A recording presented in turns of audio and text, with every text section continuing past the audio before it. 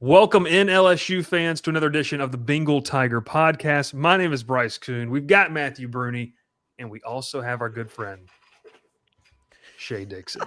Little Sunday Night Football impersonation. We're having fun on an FCS game week. This should be. I wish I had a good Chris Collinsworth. I can't do a good one. Bryce, this should be a good one. This one isn't listed anywhere. You would think that the Tigers, if they're going to get this offense clicking, this is the night to do it. See, now this is a guy who... Here's a guy. Patrick Mahomes.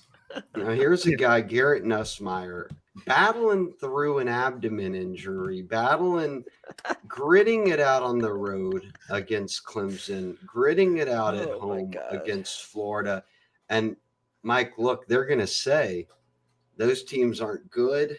Those teams are trending down. The reason they're trending backwards is they got a heavy dose of LSU.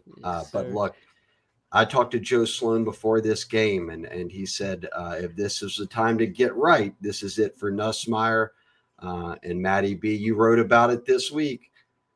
Brian Kelly pushed back. Garrett Nussmeier is playing in this game. There is no rest for the weary, folks. We just need to get Chris Collinsworth on the pod. Does he do cameo? Can we pay him like $50 to do our intro for us? We can get Steve Wilfog on the pod. We can get Chris just cursing all over the pod. No big deal.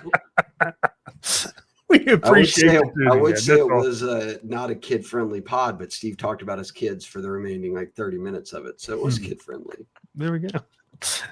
Hey, Dixon, Matthew Brune. My name is Bryce Koon. Welcome in, subscribe, all those great things on all those platforms. And Bryce, should we explain, if you're listening in the car, I slid in Chris Collinsworth on Sunday Night Football. That's what just happened. People are like, what the heck's going on? Tune into Sunday Night Football. You see Chris Collinsworth slide in, and Shea, they did pretty well. The chair didn't snag on anything. You did a good job of it. I just love when he says, feeling a little bit Mahomey. That one time he said it, and now you've just got that all over the internet, which is a weird place to be in general nowadays. So, all right, let's lock it in. Brune, Shea, and myself. Guys, this is a game where, and truthfully, I know we were joking around, but Shea kind of summed up this week what it's about, right? I mean, this is a get-right week, an opportunity to see Garrett Nussmeier, now that we kind of know publicly that the injury's out there. We've got kind of three topics we'll hit on, and then we'll obviously get to our predictions. But I wanted to lead it off with, we'll start with you here, Shea. You hinted at it, you joked about it, but just how important of a game is this in your eyes for this offense to really capitalize? Or if it's a lot like Louisiana Tech, are you really concerned? What do you need to see in this one? I want to just keep going with my Chris Collinsworth stuff of when he said that after playing a little safety in high school, that he knew exactly what it was like. It's like after playing some EA college football 25, I've played this game out a few times. Should be an easy win. Matty B was putting together our preview predictions, and I was thinking of what I don't even know what the line was on this game, but what the final score would be. Let's see a line. I think that.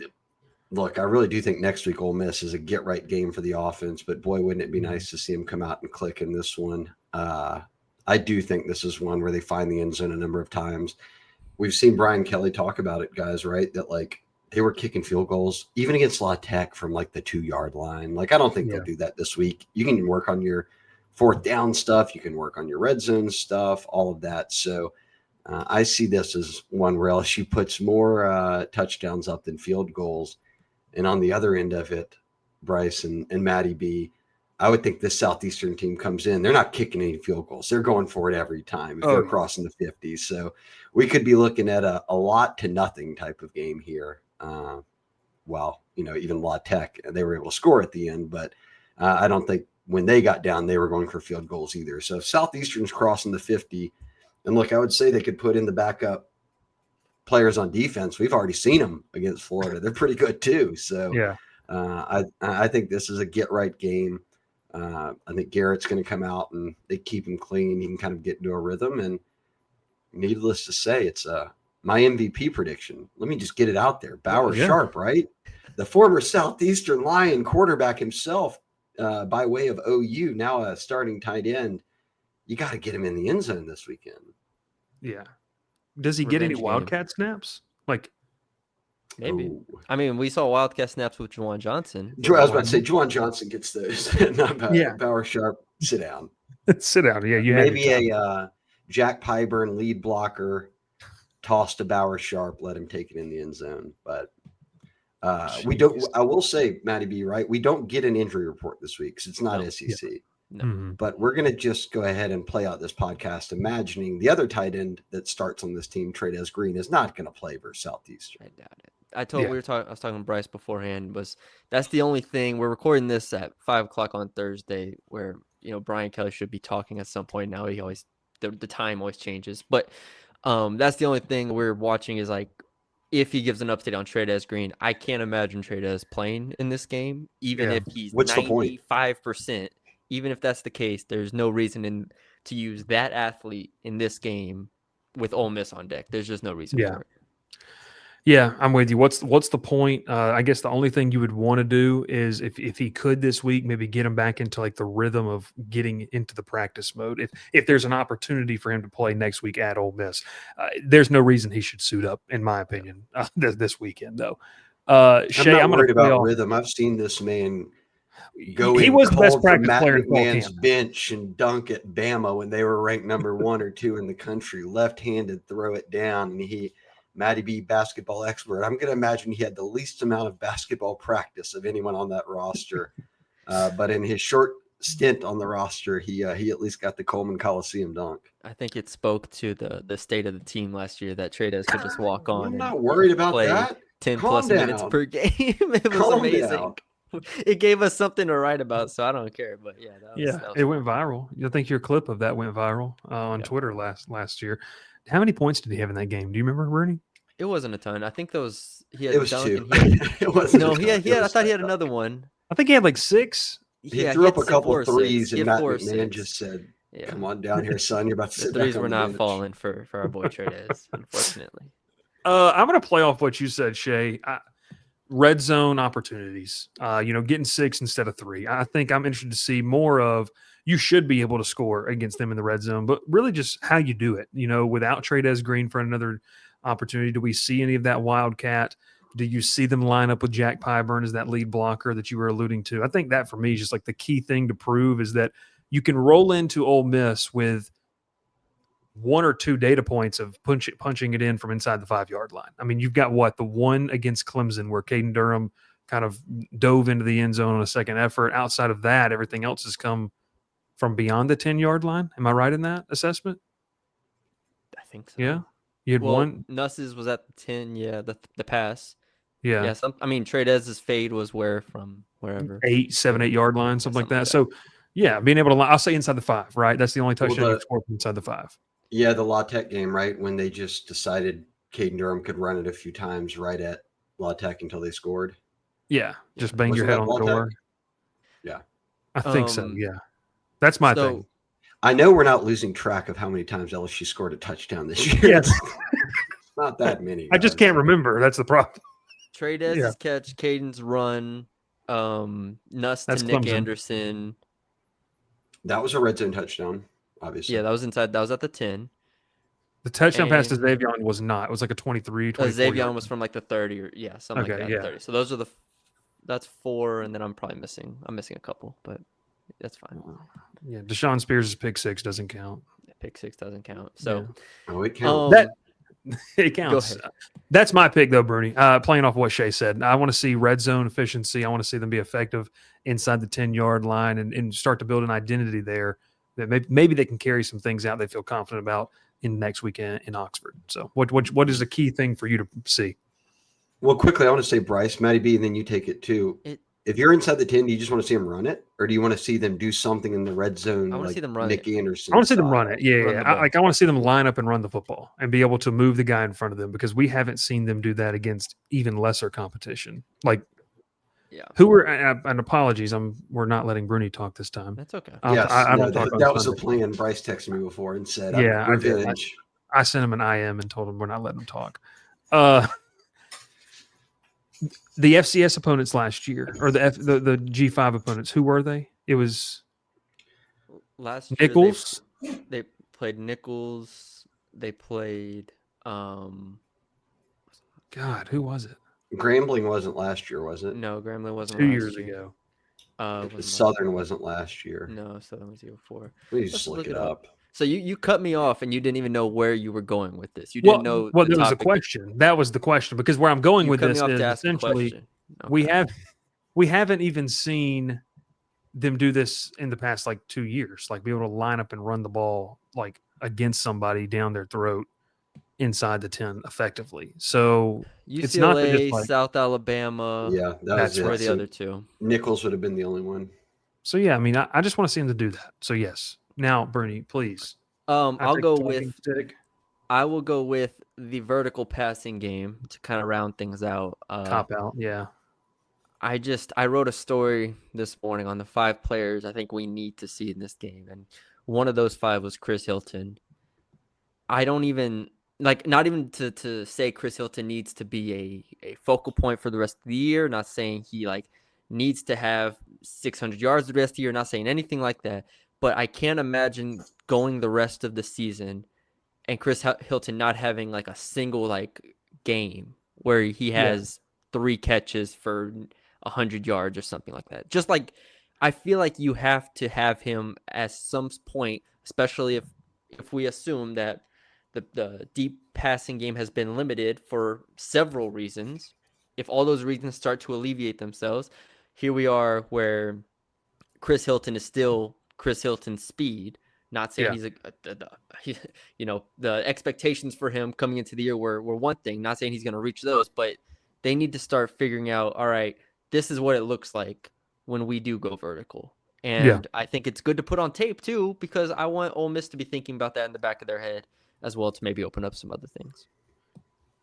Ask you this, open up to both of you guys, just specifically on Chris Hilton. If he doesn't get involved here, does he in general? Until I guess Nussmeier gets healthy, but this just feels like such an opportunity to build have a launching pad type of game, like solid game under your belt, go into next week where, I don't know, the Nussmeier injury throws a lot of things off for me. We talked about that on the mailbag pod, Brune. It throws a lot of things off. But what's the level of confidence that if you can't get him going here, is it just going to be sporadically, or is there going to be any kind of consistency? What it is with? Well, no, I'm sorry, just Brown, with Hilton, Anderson. just with Hilton. Yeah, if you can't get opportunities in this game, it's I don't know.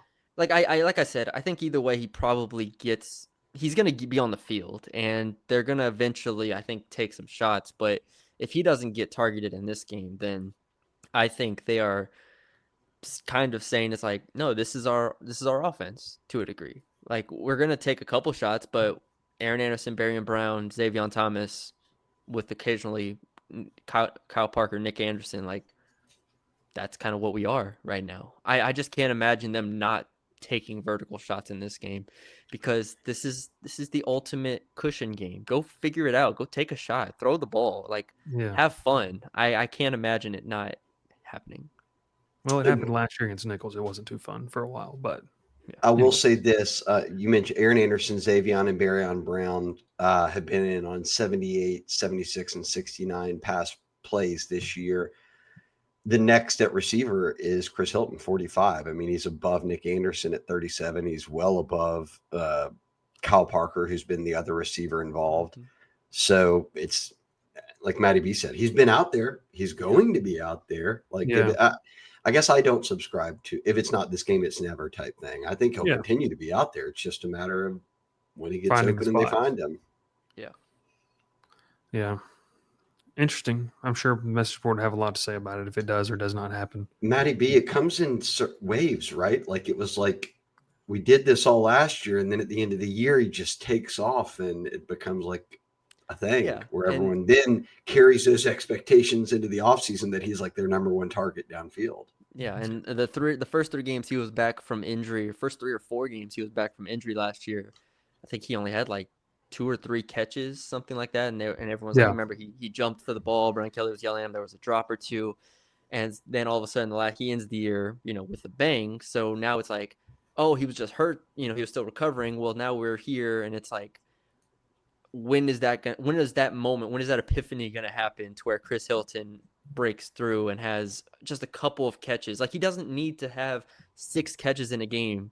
Like 4 for 43 yards, just something to like more yards than that. Yeah. More yards than that. Well, I need him averaging 15 plus yards per reception here, because that's the strength to me. They don't need a guy to do what Aaron Anderson does, Barrion Brown does, Davion Thomas does. He's the X factor in terms of a guy that can run past you, and that they've just been so conservative through 3 games for one reason or another. Like, this is, at some point, Chris Hilton has to, at least he has to be a factor in your offense. 3 for 73 and 1 touchdown, with one of those being like a 40-yard touchdown catch. Yeah. Okay. Like the Oklahoma game, I think, where it was two catches. Was it 2 catches, 2 touchdowns for like 90-something yards? Just under 100, I remember. Yeah, it was like just barely under 100 yards. And then obviously the Texas Bowl, where he was like, everyone's like, he's the featured weapon. It felt like him and Trey-Dez in that entire offensive scheme. I think the one thing that you do hold, and Shea, you mentioned this, is that you don't really need – this isn't a chemistry thing. Like, he and Nuss have been playing pitch and catch for 5 years. I mean, with each other. Like, there's not – I don't think there's a ramp-up period. It's really just a matter of when, obviously. Not an if, I feel like. And he's healthy. Yeah, he is, yeah. Like, we're not playing that game. That's been the dialogue of the past 4 years. It was always a different injury, but he's healthy. So I think if not now, never. I don't think so. But good time to do it would be this weekend. Per our good friend Koki Riley with the Advocate, Trey-Dez Green is questionable against Southeastern. He's not questionable whether or not he's going to wear the jogging suit or just, he's wearing the sweatpants shirt. Yeah, with sweatpants. Yes, he's not playing. Did y'all? I don't know if y'all saw this. Did y'all see his chain, by the way? Pre-game, it looked great. Oh, I mean, I did not. Pre-game, during game, post-game, you name it. Shea, we need to get you one of those. Like, whether you want Shea or just Dixon on it, we need the talking chain, and then we just pass it along on the podcast to whomever is able to speak at the moment. I like it. If you have not already, by the way, make sure you get your tickets. This type of game, like you mentioned, Brune. I think you said this on the Mailbag podcast. This is the one you bring the family to, right? It's an opportunity to get inside Tiger Stadium. I know we're trying to plan on getting my young one inside there on Saturday night, so a little bit past bedtime, but we're going to let her experience Death Valley. And so use code Tigers on Game Time for $20 off your first order today. That's our friends over there. It's a great app, easy to use, super easy interface. Make sure you take advantage of that all season long. It's code Tigers for $20 off. Did you guys bring up the screen? The tickets have to be cheap. We can find you a hot flash deal right now. Shea wants to spend 10 minutes on this Game Time ad read. I always find the hottest deals. You're just Now, Bryce, are you bringing the daughter in your backpack to the game? How are we getting her in? Well, are you aware that you have to have? This is Jason. She can have her media. She'd love the chocolate chip cookies at halftime. She would. I mean, Kent Lowe would be thrilled with a child in the press box. Cheapest ticket right now on the Game Time app, including fees, is $27. Boom. In section 630. So you can sit in Alexandria and watch the game. Yeah, that's right. Or stand on the Mississippi River Bridge and check it out. You're in Port Allen watching the game. So there you go. $37. We'll have to see what that comes down to near game time. But we'll see. The crazy thing to me is you have to have a ticket for a 1-year-old. You do. Yeah. I'm talking $80 lower bowl, right? Look at this. You're basically on the bench. Yeah, you might get a rep. You can play. $80 for this view. That is pretty nice. I won't disclose what my fellas spent last weekend on the ticket. Very similar to that, but they did use that code Tigers to get $20 off. So there you go. That's what you want to see. Bryce, I don't remember how you do the layout. That's so you fine. Have to. We're just going to hit it. We're just going to disorient our audience here for them through the matrix. What an ad read. That was fantastic. Make sure you choose Game Time. Let's talk, though, and we kind of mentioned this and hinted at this, and it doesn't have to be necessarily starters, but just maybe player you're watching in this one or someone you're kind of excited to see. This is an opportunity for obviously a lot of young guys to get some run. Who's somebody you want to see in this game? We can go one on offense, one on defense for each of us. Brune, though, I'll start with you this time. I'm going to take from my story here. So since I go first, that's nice. Offense, I'll go Carius Kern. we saw him, like we saw in fall camp, he was taking first team reps over Weston Davis for like a week. And Brian Kelly said verbatim, there is a competition at right tackle. Like he's getting pushed, like Weston Davis, Carius Kern, like that's the situation. Cool. Yeah. I've talked about right tackle many times on this podcast. I don't need to continue to go back into it, but I need to see Carius Kern, and I think Carius Kern needs to see Carius Kern on the field and just get out there, go. I know it's an FCS opponent. I don't care. I think we just all need to see Carius Kern out there playing right tackle for a little bit. Does Weston Davis need to see Carius Kern? Could that light a fire Maybe he does under need him? to sit down for a second. Maybe it would help. Maybe it would help. I mean, people are talking I about sense a little emotion in the voice right there, a little frustration. No, we just need to figure out the right tackle situation here as a collective, as a family, and NIL collective or just a collective? And Carius Kern, I think, just needs to be on the field. So that's the offense one. Are we going offense all and then defense? Yeah, let's go offense across the board first. Yeah. So Shea, what you got offense? I want to see Garrett Nussmeier throw it down the field. I want to see if there really is some limitation with this injury that he's playing through. Like Brian Kelly said, he'll get to the bye week and rest, but until then, he's got to just grit through it. And that La Tech game, the very first drive, remember he threw that deep ball down the left to a wide open Barry Brown for a touchdown, and I've never seen him short arm a throw like that. And like we talked about it last week. He got picked, and talked about it last week, just kind of missing wide open guys. And then Brian Kelly comes out and says, look, he's battling through this. Mm-hmm. Is he so limited that they can't even get that downfield passing game going because of it? I don't know the answer. I think we could find that out this weekend. Yeah. But away from him, I'll go Nick Anderson. I think that after those first three at receiver, at least if you're talking about Aaron Anderson and Xavion and Barry Brown, that Nick Anderson could be a big weapon for this team. He was so great at Oklahoma as a freshman. He got hurt a year ago. He transfers in here, and he's been out there. He's made some big plays, but I feel like this is one where he's going to play a lot. So his yards after the catch ability is elite. I think this could be a game where he kind of really gets himself going. So Nussmeier on any throws beyond 10 yards, and then Nick Anderson. Let me remind you, Carius Kern has one snap all year. Yeah, just going to say it. Weston Davis has 212. Insane. That is the second most on the team behind Nuss and Josh Thompson at right guard, who played every single snap. Weston Davis should not be playing 212 snaps to one. Well, Tyree Adams would beat him out, but remember he got hurt in the Clemson game. No, right. Yeah.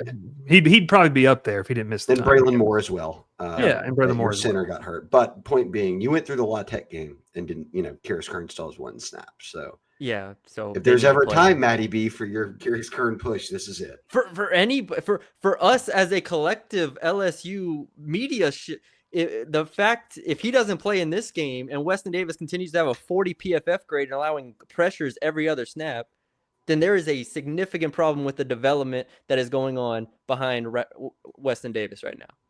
Clip it. Brian Kelly came out. Now you do know because y'all were there, but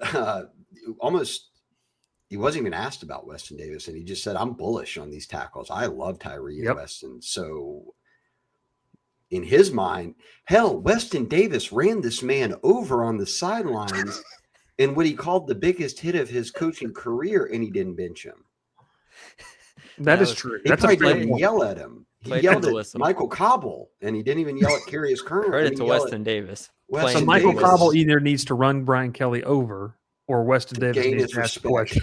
Yes, we need to get Weston in the media. Weston Davis needs to be employed by On3, and we'll get him in there on the behalf of the Bengal Tiger to ask a question. So there you go. No, I like that. That's good.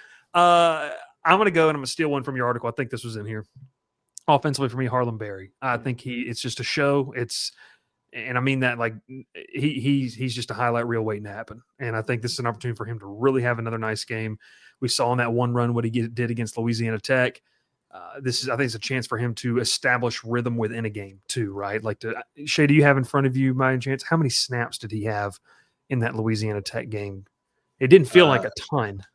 Yeah, I've got it. I think it was 2. 2? Yes, I think it was 2. He has 17 on the year. Yeah, it was like 1 or 2. So this feels like an opportunity where they could like give him. I mean, truthfully, they could just give him like a whole drive. like where we get really kind of see him over the course of like a whole drive or several drives. Like, hey, you're the guy. You're not coming out. We're gonna, run some plays through you. I think I'm excited to kind of watch what Harlan Berry could look like in that situation. Yeah, I think I'll go with that as mine. I was gonna die. I was gonna, I'm always holding out hope, and I run this play in EA way too much. I just want to see Jelani Watkins at some point. Like, just please, God, give me a jet sweep or give me a fade with Jelani Watkins. I want him to run past some poor kid.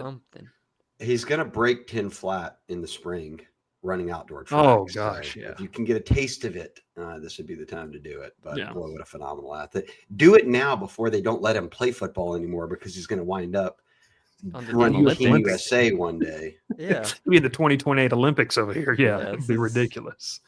All right, Brune, we're back to you. Defense. Give you a point. Defense. Here we go. Defense was hard. Actually, the reason why this morning I only did offense was because the defense is so good. I'm like, I don't need to see anybody on the defense. But true, if we're just talking about players you want to have fun and see, dude, Charles Ross. There you go, Charles Ross. Sorry, that's mine. Like I can make a case for like all these these freshman linebackers, because they're all like, fun in their different ways. They're all cool. Yeah. So y'all could take some other ones, but I'll take Charles Ross just because I do think he initially was the backup star in spring, and then he moved back to linebacker. So I'm curious, how they're kind of working him around. But in theory, in the second half, third, fourth quarter especially, we should see a lot of these freshmen on defense. And Charles Ross is someone who physically has the ability to play at an SEC level. Shea, what you got? This is going to sound crazy until I give it to you. I want to see more Deshaun Spears. They've played. They're 3-0. They're 1-0, and 1-0 and 1-0 in Brian Kelly's world. Yep. Deshaun Spears has played 22 snaps this year. 22. He's got 2 picks in a game, in an SEC game. He's got a touchdown. He's been outsnapped by Jordan Gilbert at safety. He's been outsnapped by, I could go through a list of backups here all across the board that you would not have guessed have played triple the amount of snaps Deshaun Spears has played. So as they continue, like Matty B said, I love the whole defense and the second team. I've already seen them. They're all great. But when I went through the snap counts, Deshaun Spears has played the same number of snaps this year as Javian Toviano has. And nobody would even have guessed that. So 22. I'd like to see more. Not that I don't love Cooley and Halsey. I love those guys, but see some more of the man who, Bengal Tiger and Brian Kelly game ball of this past week, Deshaun Spears. I think we're 3 for 3 on our player of the games. And we do pick them before BK hands it out. I think Brian Kelly is reading our Twitter. Oh, I thought we were texting someone on the sideline to see who they wanted, and then we just followed with that. I didn't know. That'd be the smart move, but that would be probably sell more subs too. Well, mine is Joel Rogers, because I want to see how he responds to getting slapped in the face. No, I'm just kidding. That was crazy, by the way. That's nuts. No, I do like Joel Rogers. Tremendous athlete on the back end. I'm going with. I don't think he's played a snap this year. Has he not? Not on defense. Special teams, probably though, right? Yeah, but not on defense. He's not playing. Not on defense. He already redshirted, so yeah. So I'm going to go with another freshman. This was my 2 or 1A option, 1B option. CJ Jim Coyley.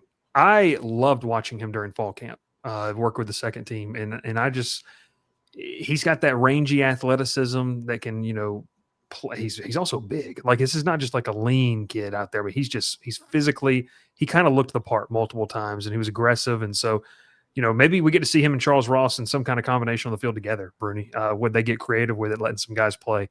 But that third and fourth quarter, Jim Coyley for me is another guy, and I guess I was going to ask you, Shea, too, if I go up front and I take a second one, how many snaps does Mathis have? Probably he is 40? Further, 25. Okay. 25. Okay. They obviously like him, and he's obviously kind of separated himself here early from some of those younger defensive tackles, and this is another chance for him to work into the rotation and maybe be the first freshman off the bench in terms of the defensive tackle spot. Yeah, after Guillory and Bro, who are your backup interior linemen, he's got the most snaps. So he's outsnapped the whole Brandon Brown group and Sean Washington and I some hope Zion others. Williams is healthy at some point this year. Or maybe he is for this game. I don't know. But he was out for last game. But that's a freshman D tackle I'm still bullish on. It's funny. You look at the defensive snaps, and they're just not that many because they're not on the field very often. Yeah. Literally. Like there's backups on offense who have more snaps than a lot of the starters on defense. Wild. Mm. You could also throw like, I don't know. I'm trying to think of like who else we could see in that room. Jaden I Breaker. think this is probably our only Keelan Moses, game. Zach Weeks, Jaden Breaker. Dude, Zach Weeks found the Cox Academic Success Center, by the way. That was a great tweet. That's amazing. That's amazing. Yeah. I'll say this. I mean, we know DJ Pickett's the future, but Mansour Delane is the best corner in the country, arguably. And they don't get to have him beyond this season. So who are the corners? And then Michael Turner, Jakeem Jackson, if he's healthy. There's guys, Ashton Stamps. There's guys like that who've just not played much this year that perhaps we get to see this weekend. Yeah, I'm with you. Those young guys. Also, Brune, another guy you mentioned due to injury, or it made me think of when you talk about Brandon Brown, I go back to offense here. Solomon Thomas, like I know we're not going to be able to see him, I guess, in this game, but just a name to keep eye on in terms of development. Like that game against Western Kentucky late, if you're humming offensively and you're able to go get up on them, that'd be a nice guy to get in, some action in terms of late in the season. So players to watch. I'm excited to watch the punting situation again. I might buy an NIL jersey of Mr. Chadwick. It is unbelievable how good he is. I was talking on the radio the other day. I was like, you don't realize what you are missing until you see it sometimes. Maybe you do realize because it's so bad, but I don't realize it. And then you see it. Painful. And then you see, you're like, man, this is awesome. This is really nice to watch. So hats off to the special teams. They look good. Aaron Burrell. Can we get an Aaron Burrell 50-plus yard field goal? That'd be kind of fun. Any field goal for Aaron Burrell at this point, I'll be happy with. Brune's pretty bullish on Aaron Burrell's Team Ramos. Yeah, I almost got off the Ramos train even if he missed another kick in the Luedecke game. Shea, he was a little emotional. No, it was not emotional. He started that nothing was thrown quite like other people throw things, but he was looking around trying to make a little bit of a scene. That that Damian Ramos was in the game still. I'm joking. Ramos is a good player. I have no. No, he's a good player. We're joking, but what a benefit to have, you say, a punter that coffin corners it in his sleep, and then Burrell who kicks it out of the end zone and through the uprights every single time. Like you negate any return game that anyone has. And hell, LSU's stocked them up. They have probably 3 of the best return men in the country on their team. We're going to take all of them, and you can't return anything. Yeah, you just negate anybody else's threat. I'm talking way beyond Southeastern. Anybody they play, if you've got a Burrell and you've got Chadwick punting. Yeah, I like that. Real quick before we get to predictions, Brune, you and I were talking beforehand. Bill Connolly's SP Plus. Where is Southeastern in this? This is interesting. Shea, do you know where they sit? No, I was going to look, but then there's like 800 teams, so I just couldn't. I was like, you know what? I'll make them look. So 2 things. I wasn't sure when to bring this up, so thank you for leading me to water. God, where's LSU? Well, we know LSU is kind of lower, right? An SP Plus and FPI and stuff. LSU is 17 here. Right. Tell them who's ahead of Baylor first off for our FCS fans. The highest FCS team is North Dakota State, obviously, but they're 35th. So thankfully, now North Dakota State is not playing any FBS team this year, so nobody gets to test that ranking. But Southeastern is actually really high in terms of the SP Plus in FCS schools. They're the 7th highest ranked or rated, I guess, FCS program. And they're 122 in the country. Now, remember, there's 136 now? 34? Oh my gosh, it's gone up so fast. We had Delaware like and Missouri State. 130-something FBS schools. Southeastern's 122 in terms of Bill Connolly's like overall best football teams in the country, any college football program, whatever. Matty B, give us quick perspective. Where's Luedecke? Luedecke, thank you for asking. I looked that up as well. They're 94th. So, and when they played, they were tied at halftime, right? And Luedecke pulls away, wins 24-0. So I think like a 30 spot difference there isn't crazy to me. But where's Mississippi Valley, whom dude, they're gonna be so Southeastern low. just beat about 190 to Yeah, nothing. dude, I'm not even gonna be able to find them in this maze of all these colors. But they might be below my alma for mater. instance, they're above a school like UTEP, who's 130. Who, UTEP, they're above Nevada, Delaware. These are FBS programs that are not good by any means, but they are FBS programs. So Southeastern, they're not playing the worst FCS school you can imagine. They'll have Louisiana players on their team. They're not going to be that bad. Like I'm not saying LSU is not going to win by 45. I'm not saying that they're not going to do that, but at least they're not playing they're not playing where Bryce went to college. Let's just say. Like ultimate disrespect, dude. Erie College is not going to be looked up here. I mean, come on, dude. We're right here. Yeah, they're not playing whatever the heck that is. They're not playing them. So I do think Southeastern. I actually think it's a good test again for the names that we talked about. Like you're not playing a great school, but you're playing like some actual players at times in places. Like where's Western Kentucky on this list? 79. So yeah, they're a pretty decent G5 team. So anyways, I say all that to say I'm interested to see Southeastern because I don't think they're horrible. Can you look Barry up? Where are they for real? Oh my gosh. Thing is, I can't control F this. Command F. Yeah, I can't because it's an image. It's an image. All right. Well, while he looks at that, Bryce, instead of picking this game, should we just pick a preview of the Ole Miss game? Does Tulane beat Ole Miss this weekend? Jake Retzlaff's nice, man. They're 12-point dogs. Okay, so yeah, per our friends over at BetMGM, you can get that right now. Tulane plus 12.5 if you'd like that. Shea, I'm take the over in that one. Those two teams will just score all day. That Arkansas over hit at halftime, I think. I really want to pick Tulane to win that game, but I don't know, man. I feel like that's where the talent. I feel like Lane shines in talent gap games, if that makes sense. Like they beat up on some G5 teams typically, but Jake Retzlaff's nice. Tulane's got some nice pieces. John Summerall is a really good coach. How about Lane just throwing out there that he's going to have an SEC job, and our Ole Miss brethren start to worry that means Lane's leaving. He's going to come to Oxford.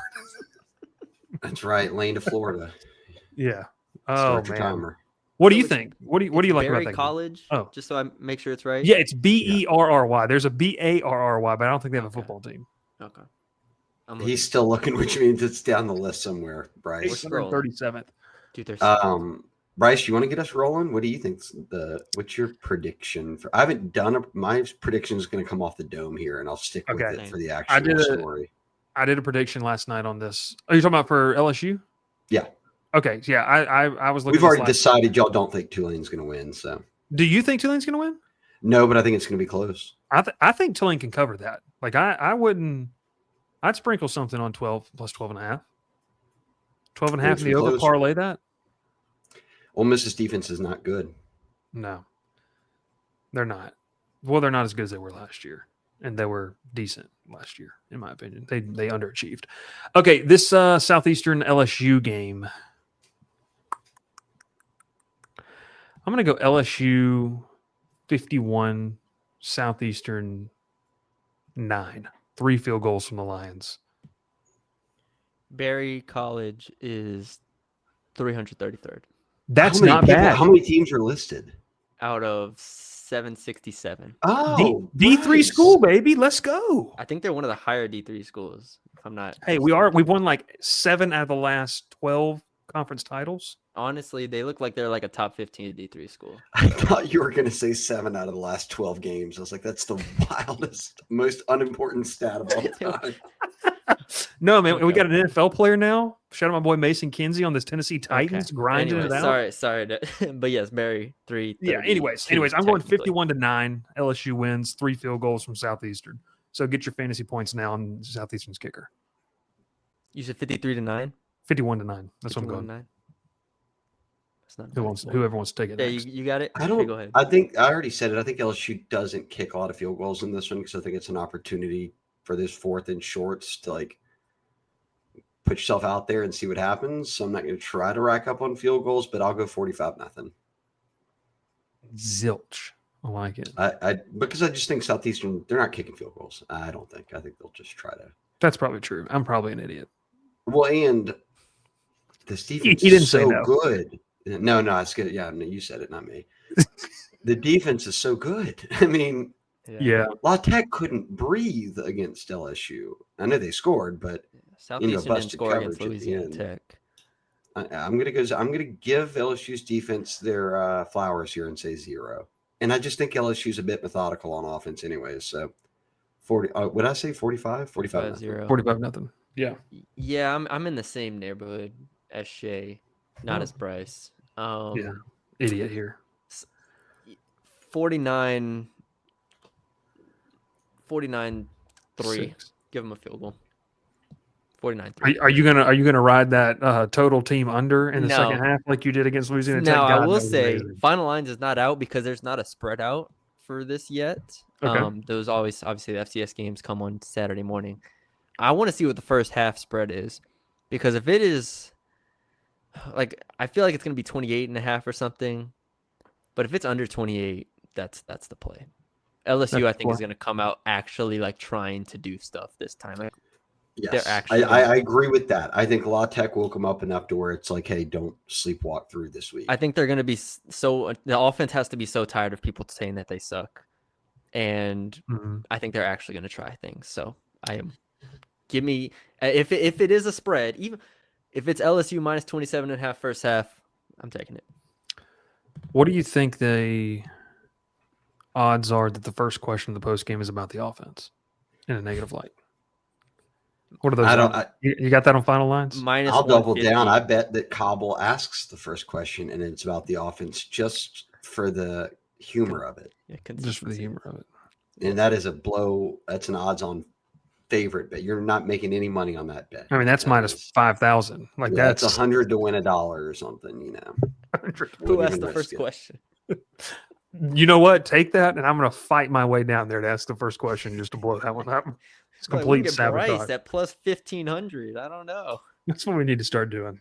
Okay, so we're all on the same page that we do think LSU's offense looks good this game. I think so. Yeah. I just fool me once, shame on you. Fool me 3 times, shame on you again. Shame on you 3 more times. Yeah, shame on you every time. They got it this time. Come on, 50 ball from LSU. Let's do it. Yeah, I mean, I'm probably wrong in my assessment of 3 field goals. I don't like that anymore. Shea kind of caught me off guard because I didn't know I was talking about that. Rewind. It's all right. I thought we were talking about Tulane Ole Miss still, so I was thrown off. We have our official predictions out tomorrow morning. So yeah, I'll change it. It's whatever. It sounds good. No, we dropped this pod on Friday morning actually, so I guess they'll already be out. Well, Final Lines is a On3+ article, right? Yeah. So yeah, people won't know. Like if people just watch this and for some reason aren't subscribed, they'll never know that I lied. Mm-hmm. If you're listening and you're not subscribed to the Bengal Tiger for $1, look at that setup. Shame. You're missing out. Shame. You're missing out. Good conversation today on the board.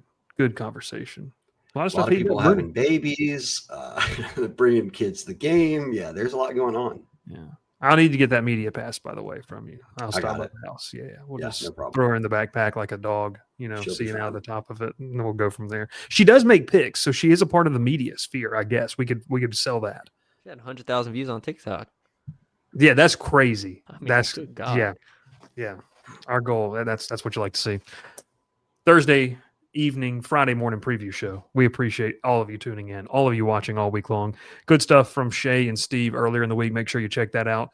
Recruiting podcast. It's going to be fun to go see Lamar Brown play on Friday night as the new #1 player in the country. That's right, regardless of position. And he's playing Blaine Bradford, who is quite highly ranked safety himself out of Baton Rouge. So Catholic versus U High should be a good one. Should be. Brune, you ready for basketball next week? No. Oh, okay. No. He's knee deep in football. He's juggling 3 sports. There we go. I'm like, what's the third sport? Men's basketball, women's basketball. Oh, that's right. I'm sorry. I like how you put it in that order. That tells me that Matt McMahon did well in the portal. There we go. You have a preseason over under. Just wait for our basketball pods. Y'all aren't ready for that one. Well, for R, you said that as plural, and so now I'm wondering, are you planning?